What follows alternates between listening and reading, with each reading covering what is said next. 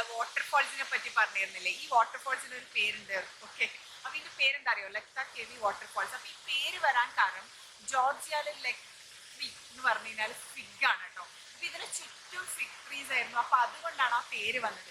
ശരിക്കും പറഞ്ഞാൽ ഈ വാട്ടർഫോൾസ് ഉണ്ടല്ലോ, ഇതിന്റെ സ്ട്രീമായിട്ട് ഒഴുകിയിട്ട് ഫുൾ ആ ഓൾഡ് ടിബിലിസിന്റെ പാർട്ടെല്ലാം കവർ ചെയ്യുന്നുണ്ട്. ഞാൻ അബാനോ സ്ട്രീറ്റിൽ ഒരു വെള്ളം പോകുന്നത് ഇങ്ങനെ കാണിച്ചില്ലേ, നമ്മളെ തോട് പോലെ ഉണ്ടെന്ന്. അതെല്ലാം ഈ വാട്ടർഫോൾസ് ഇങ്ങനെ ഒഴുകി പോകുന്നതാണ് കേട്ടോ.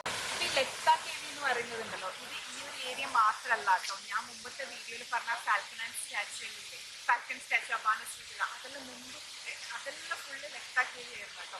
2012 വരെ ഇതൊന്നും ഉണ്ടായിട്ടില്ല. അത് കഴിഞ്ഞ് ഇവിടെ എക്സ്കവേറ്റ് ചെയ്യുമ്പോഴാണ് പഴയ ബിൽഡിങ്സും എന്തൊക്കെ കിട്ടിയത്. ഓക്കെ, അത് കഴിഞ്ഞ് ഇവർ അതിനെല്ലാം റീബിൽഡ് ചെയ്ത് ഇവിടെ കുറെ ബ്രിഡ്ജസ് ഉണ്ടാക്കി, കുറെ മരങ്ങൾ നട്ട്, ബൊട്ടാനിക്കൽ ഗാർഡൻ ഉണ്ടാക്കി. അതാണ് ഇപ്പൊ കാണുന്ന ഈ ഒരു ലെക്ത കേവിയും ഈ ഒരു ഏരിയ.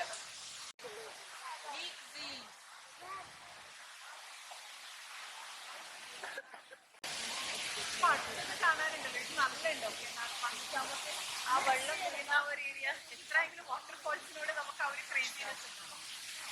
ഈ വെള്ളം ചെയ്യുന്നത് കാണുന്നില്ലേ? ഇത് മൊത്തം അബാനോ സ്ട്രീറ്റിലും സൾഫർ ബാത്തിന്റെ അടിയിൽ കൂടി, ഈ ടൗണിന്റെ അടിയിൽ കൂടി ഒക്കെ സ്ട്രീം ചെയ്യുന്നുണ്ട്. ഇപ്പൊ മേലെ ആ ബ്രിഡ്ജ് കാണുന്നത് നിങ്ങൾക്ക്, വാട്ടർഫോളിന്റെ മേലെ.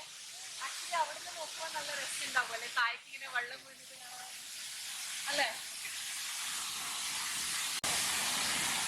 നടക്കാൻ ഇഷ്ടമുള്ളവർക്ക് ജോർജിയയിൽ വന്നു കഴിഞ്ഞാൽ ബൊട്ടാനിക്കലെല്ലാം ചെറിയൊരു റൗണ്ടെല്ലാം എടുത്തിട്ട് പോകാട്ടോ.